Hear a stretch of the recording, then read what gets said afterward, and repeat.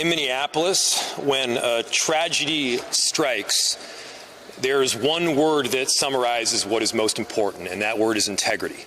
This is not the time to bend the rules. This is a time to follow the law. This is not a time to hide from the facts. This is a time to embrace them, making sure that we're pushing for transparency every step of the way. The fact that Pam Bondi's and this presidential administration has already come to a conclusion about those facts is deeply concerning. The facts that from the very beginning they're calling the victim a domestic terrorist, they're calling the actions of the agent involved as some form of possible much of the investigation, and even if they is the appearance that there is some very beginning. If from the fact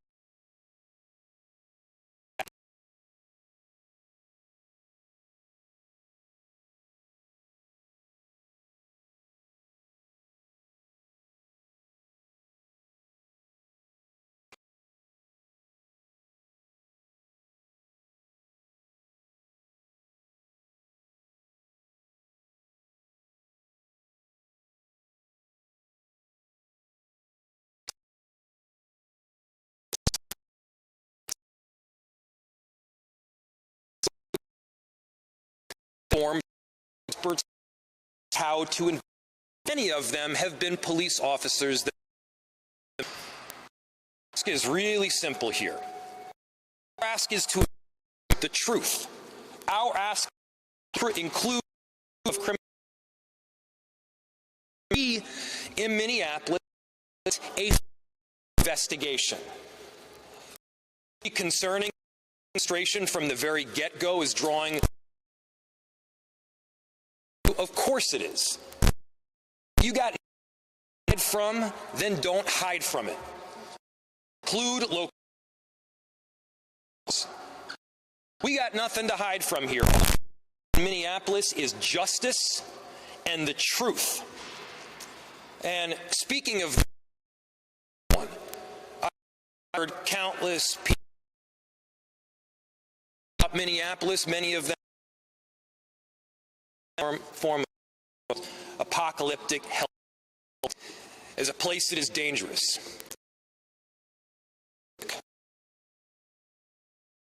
Things that have happened thus far.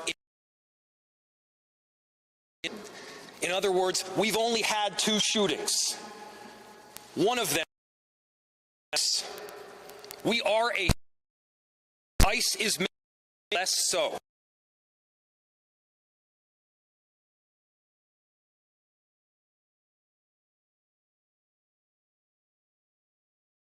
Here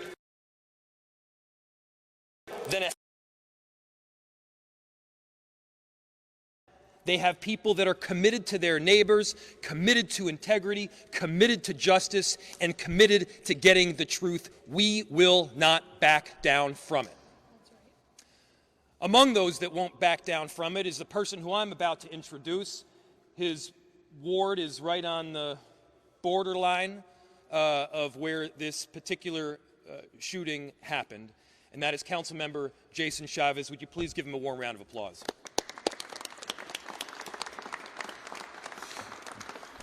Good morning. My name is Jason Chavez, and I have the privilege of representing Ward 9 on the Minneapolis City Council, where ICE murdered Renee Good. I want to let you all know that our entire community is mourning because of the inhumane tactics of ICE separating our families, forcing people back into the shadows, and the pure brutality by Immigration's Customs Enforcement. The videos that we have all seen, yourself included, does not match the false narrative from the federal government. In fact, you could hear the words, "I am pulling out," moments before ICE decided to take the life of Renee Good. She was a mother, a wife, and a beloved community member, not a domestic terrorist. I'm calling on Trump's FBI to allow the Minnesota BCA to have access to all the information so an independent investigation can occur. It is important and critical to our community to have a sense of trust in this process by having an independent investigation to present to the county attorney so that adequate charges can be made. But most importantly, I am here on behalf of my entire community, echoing the calls to arrest, to prosecute and fire this ICE agent who murdered Renee Good, and to hold those accountable complicit in this crime. What has descended upon Minneapolis and in this state is not the American dream. It is not what the American dream is about. Our immigrant neighbors are here to work. They're here to provide for their family and to achieve prosperity. Instead, what we are seeing in Minneapolis and across the state is ICE kidnapping our family, following folks driving to work and kidnapping them, following people as they're heading to school or to the daycare, picking up our immigrant neighbors from bus stops. While neighbors are struggling to afford groceries, they're picking them there as well. I've personally been on the streets since this first happened, and I've seen too many ICE agents kidnap our neighbors from their cars. And to that, we're always going to condemn it.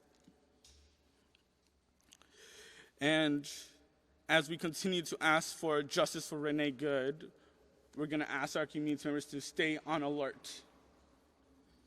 As a proud son of Mexican immigrants, I ask Minneapolis and Minnesota to rise up, to do everything in their power to defend our immigrant neighbors, to continue to observe the illegal actions by ICE, to blow your whistle when you see immigration enforcement in your neighborhood,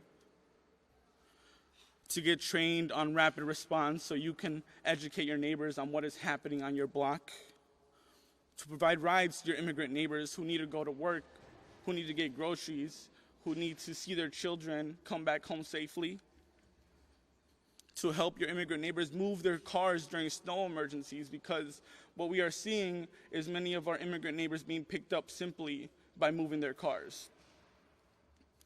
To help your neighbors take out the trash, because there are many reports of neighbors being kidnapped while they are taking their trash out. To support our immigrant-owned businesses, to drop off groceries to our children, mothers, fathers, our community members that are starving, and to let know that ICE is not welcome in this city and in this state. And lastly, we're here to demand justice for Renee Good.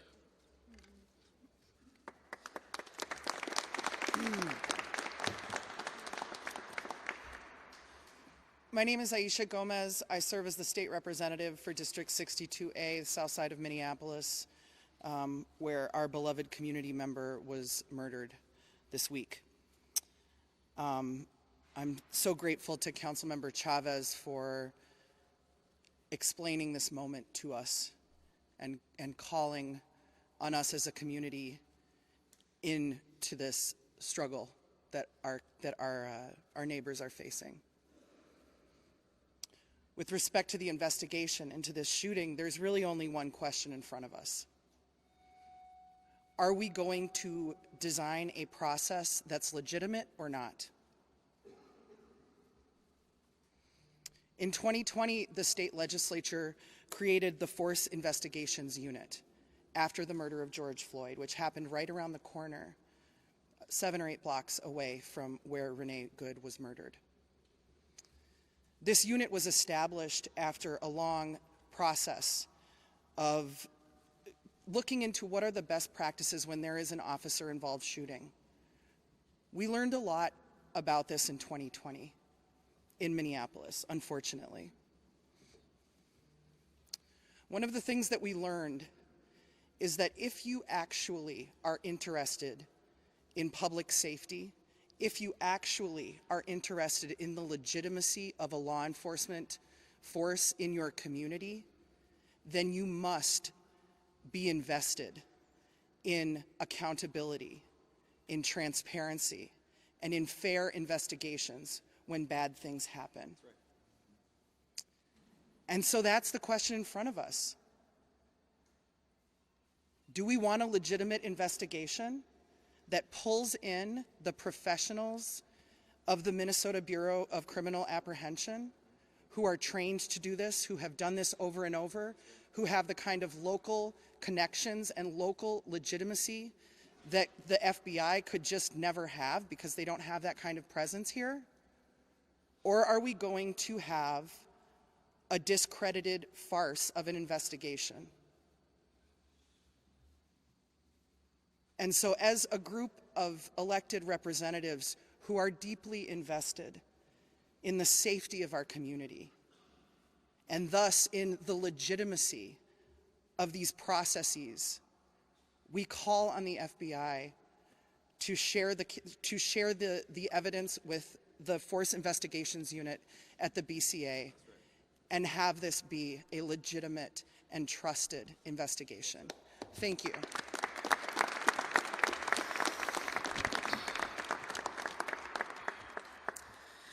I'm Hennepin County Commissioner Irene Fernando, but you can call me Commish. I use she, her pronouns, and I'm a very, very proud child of immigrants. I'm the youngest woman to ever serve on the Hennepin County Board. I'm the first Filipino American elected in the state, and I'm Hennepin's first board chair of color in our 174-year history. My heart is grieving for Renee and her family. This is an unimaginable and preventable loss. I honor Renee's humanity and life, and I acknowledge the deep pain felt by her loved ones and neighbors. The taxpayer-funded actions and harm we are experiencing right now are inhumane, unlawful, and unconstitutional. United States due process means that justice is pursued through legal action, credible investigation, and courts, not through guns, murder, and violence on our streets. There's jarring footage that show ICE agents stage at elementary school bus stops and going door to door. Often agents are unwilling to provide a badge number, a warrant, or any legal documentation. This is a terrifying reality for Minnesotans since we are still grieving Speaker Hortman's assassination due to the impersonation of a police officer at her doorstep.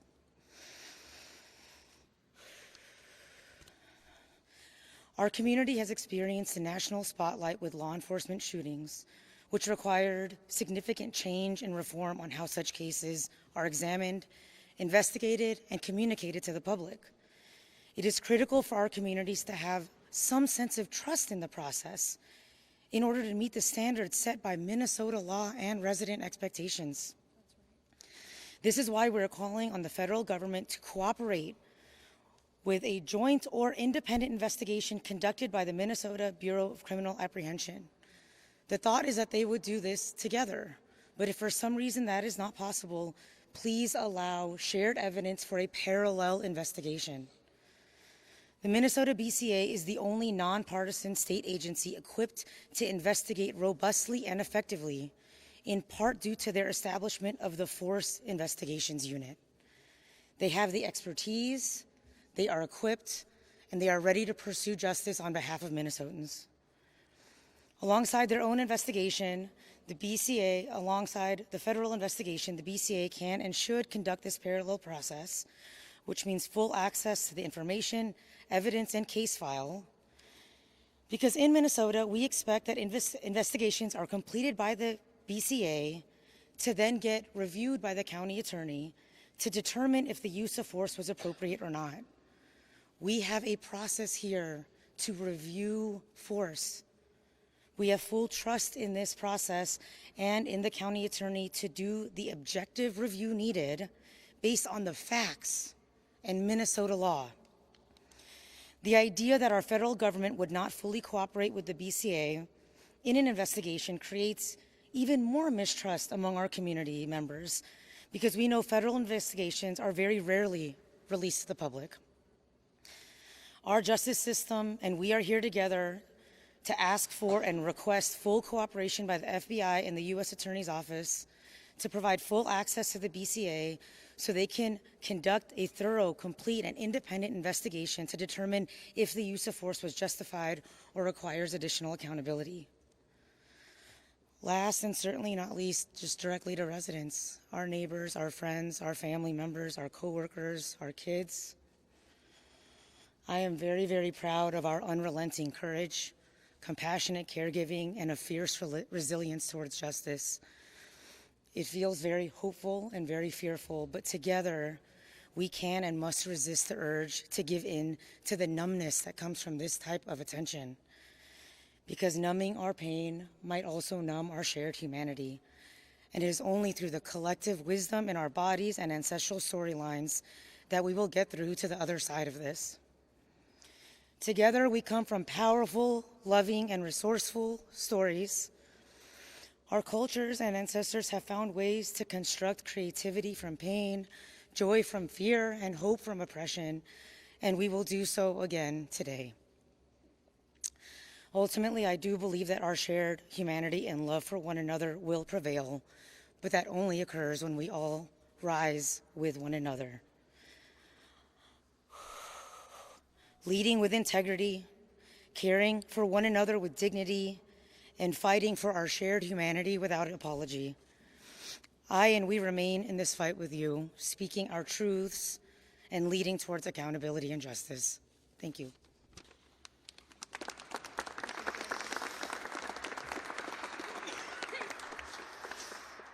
Good morning, everybody. I am State Senator Zaida Mohammed. I think I speak on all of my colleagues, especially colleagues in the Senate, when I say we are here on behalf of Renee Nicole Good, a beloved wife, mom, daughter, and neighbor who was needlessly and brutally taken from us in Minneapolis streets on Wednesday morning. That night, thousands of us gathered at the site to grieve the loss and to mourn Renee and to rally for justice. Everything I have learned about Renee, about her humanity and compassion, tells me she would have been there with us, speaking truth to power and turning pain into poetry. This federal government has given us too many reasons to not trust them to do the right thing. There are thousands of agents were sent here under a false pretense in the minutes after an agent, and the minutes after an agent's shot, they refused to render aid. And their leaders have used every opportunity since this tragedy to lie about the facts, to lie about Renee, and to blame her for her own murder. There were many witnesses to Renee's murder, and the horrific videos we have seen make us all witnesses.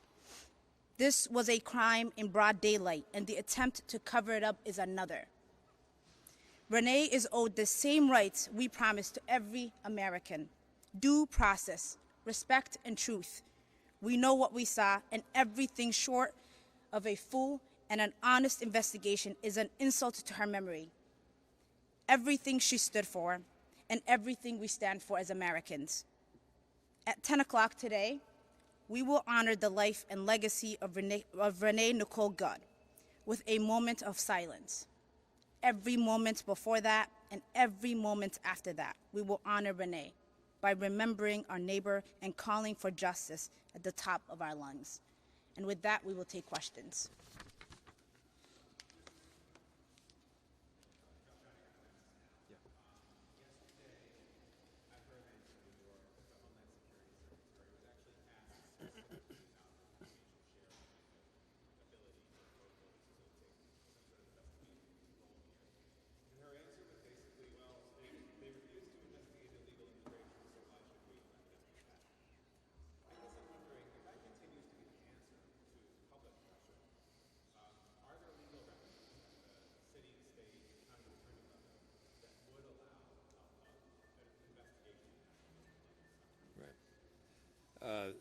So the question stemmed from an answer from a press conference that happened in New York City just yesterday, where it was asked, what is the general process for doing this? Are there legal remedies that are available at the city, county, state level, et cetera, where we would have the ability to move forward with either some form of investigation or prosecution? First, there is some precedent that is important here.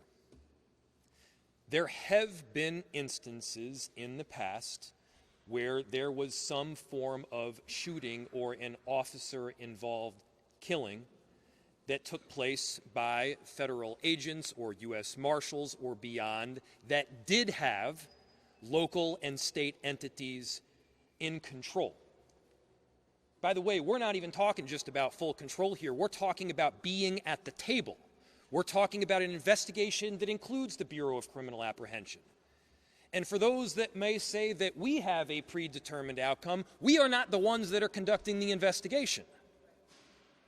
The investigation would be conducted by the Bureau of Criminal Apprehension. They are well equipped to do it. They have a long track record of doing thorough investigations and, by the way, coming to results that both saw culpability and a lack thereof. As far as the legal mechanism to do so, I'm not going to jump the gun here and give you a mechanism to prosecute through the county or the state before we actually know what that legal remedy looks like. But I can assure you there is potential there that is available. Go here and there.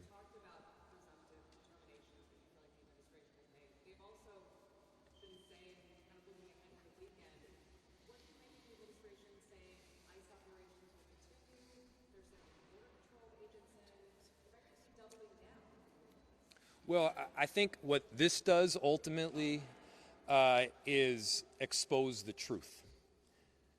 What did they say when they came in here? What has this administration stated as their reason for coming into cities around the country? The reason that they've stated, safety, driving down crime.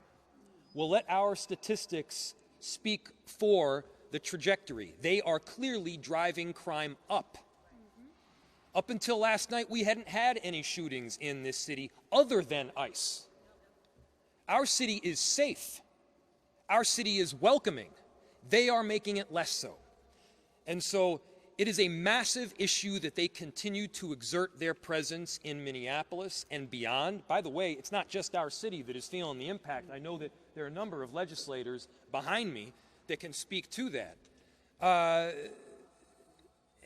This administration has also said that they're very pro-business. That's also garbage. I don't have a specific statistic other than anecdotal evidence to point to, but they have had a massive and detrimental impact on a number of corridors throughout our city, including like 80% reductions in customer base along East Lake Street and many other corridors throughout the city. And so bad for business, bad for safety, bad for unity, bad for democracy, and bad for this republic. We want them out. Let's go over here and then go over there.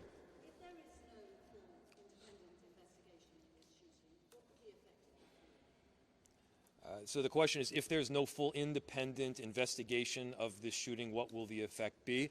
I mean, I think it further undermines trust in government. You know, the quickest way that you erode trust in government is to refuse to enforce and hold accountable people on laws that you pass. There are laws that are around this. There are standards that are around this. They should have no concern about having a full and transparent investigation here. See where that investigation leads. Look at the facts, collect the evidence. And the fact that they are for some reason concerned about having other, by the way, police involved, other law enforcement involved through the BCA, that is wildly concerning. We're not asking to be at the table in this investigation here. We do think that people that have some willingness to see things clearly are.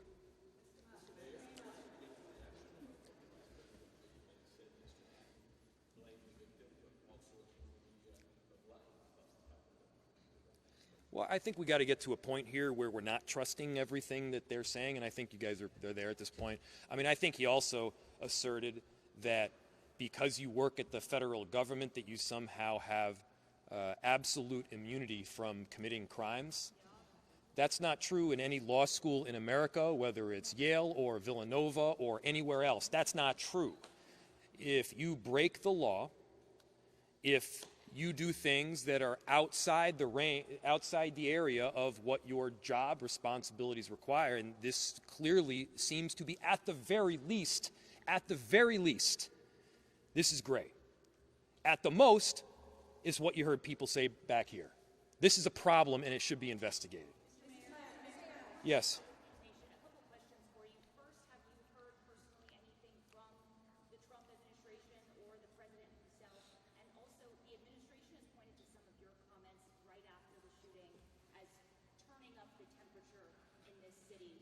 Yesterday we did see some protests that, turned volatile at times. There was pepper spray, there was tear gas. Do you stand by your statements to telling ICE to Yeah, they stand by their statements. Do you stand by your statements? Yes. I stand by my statements. We stand by our statements. I'll look back to what I said. What I said was it was reckless abuse of power. Yes, it was a reckless abuse of power. I said that what the narrative that the administration was pushing in the immediacy following this shooting was garbage and false and BS. It was.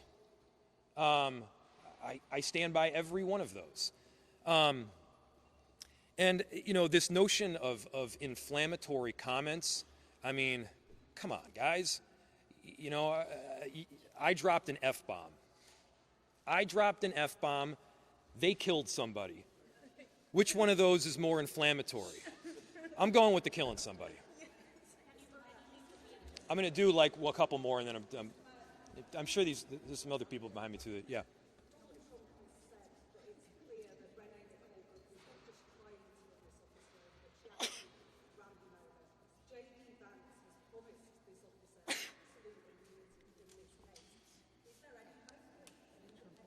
Yeah, that seems, the way you put it, it's pretty grim. What you just said, and I think, to repeat for everybody, Donald Trump said that Renee ran the ICE agent over. Don't take my word for it. Don't take their word for it. Watch the video from every single angle. I mean, the ICE agent walked away with a hip injury that he might as well have gotten from closing a refrigerator door with his hips. He was not injured. I've seen worse injuries from doing that. And so give me a break. No, he was not ran over. He walked out of there with a hop in his step. And so we just got to get to the point where we're at least operating from, hey, this is like, we're looking at it on the video screen, this is what we're seeing, can we all see that he wasn't run over? And then, J.D. Vance, this concept of absolute immunity is pretty bizarre. How concerning is that? Very concerning. It's extremely concerning. That's why we're asking for the BCA to be part of the investigation. We have time for about 2 more questions. Does someone have a question for someone other than none of us?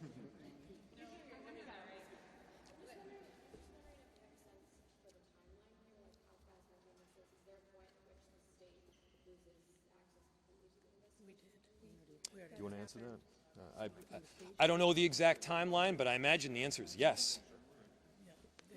Go for it. Jamie Long, State Representative, Minneapolis Representative. There have been instances in the past where the FBI has shared information weeks after or even months after. It would be much better if the Bureau of Criminal Apprehension were able to be involved right now. There is time-sensitive evidence. There are memory lapses that happen if you aren't able to interview witnesses right away. And so they were invited by the FBI to participate in the investigation jointly originally. And then for some reason they decided to walk away. We are asking for their full participation as the FBI intended originally. They were clearly told by somebody that they couldn't participate anymore. And when you have the President of the United States, the Vice President, the FBI Director of Homeland Security already coming to conclusions, and then they are told on the ground that they can no longer be involved with local investigators, that causes a lot of concern. And to us, time is important, but they should be involved in the investigation at any time that they're allowed to be.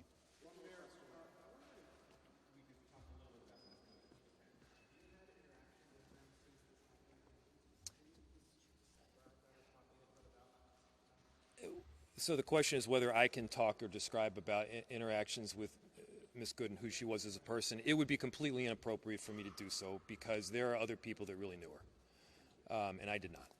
Thanks, everyone. Appreciate it. Thanks, everybody.